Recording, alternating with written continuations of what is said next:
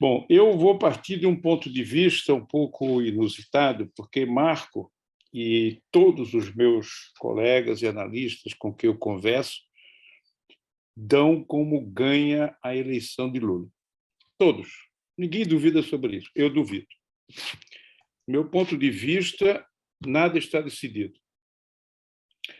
Se não ganharmos no primeiro turno, a eleição seguinte será outra eleição e com muito mais violência, com muito mais pressão do que nós assistimos até agora. Então, essa é a primeira questão. Eu parto desse princípio. Não está decidido. Resultado eleitoral a gente só sabe depois que as urnas são abertas.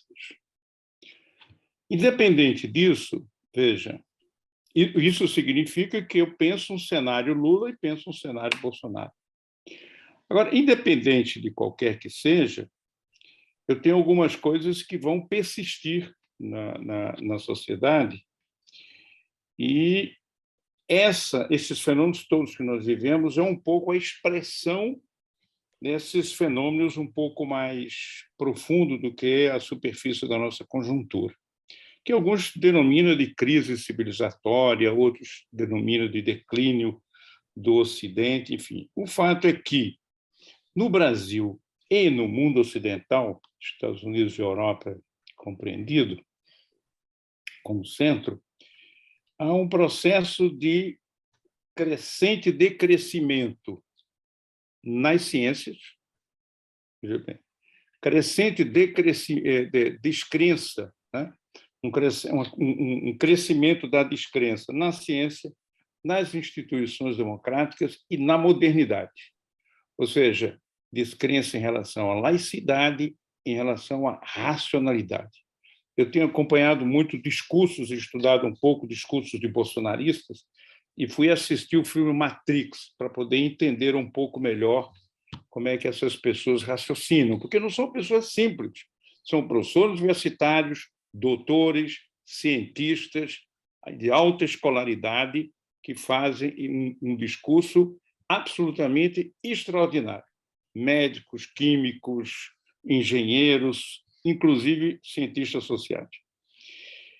E esse elemento dessa crise civilizatória, ela veio para ficar. Ela não vai acabar com Lula eleito presidente. Ela persiste.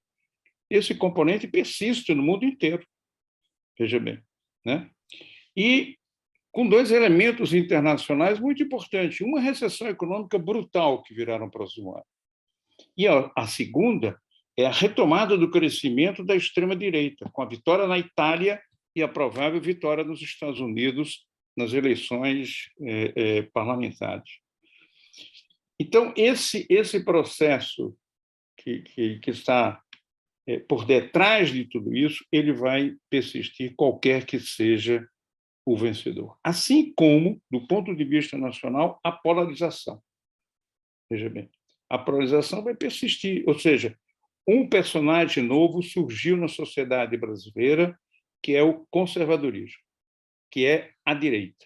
Veja bem, e agora alguns falam que são de direita com orgulho. Veja, há 20 anos ou 30 isso era impossível.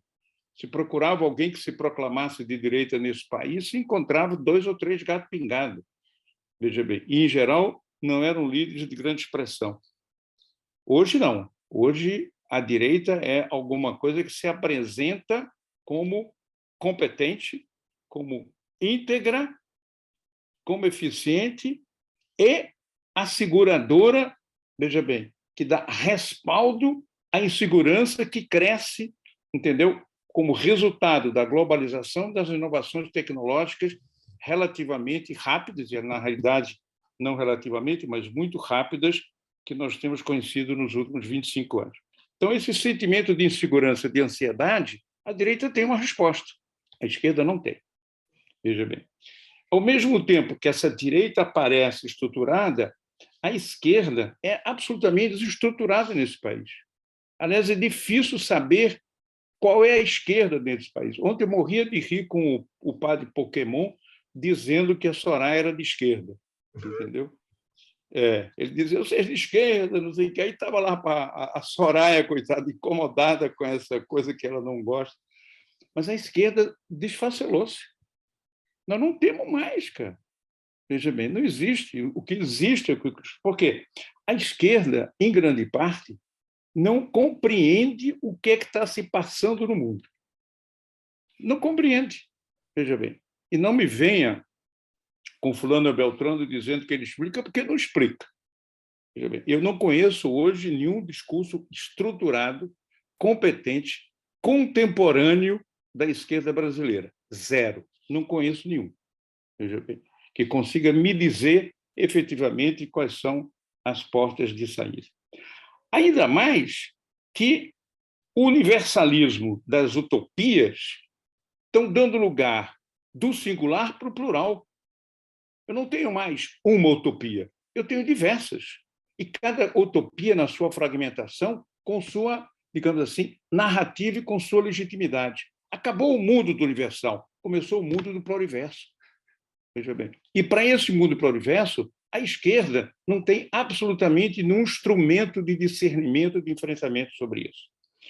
De toda maneira, um cenário ou outro, seja Bolsonaro ou Lula, eles serão muito difíceis. O Bolsonaro, porque muito provavelmente ele vai avançar no enterro da democracia brasileira, submetendo tanto o judiciário quanto a mídia.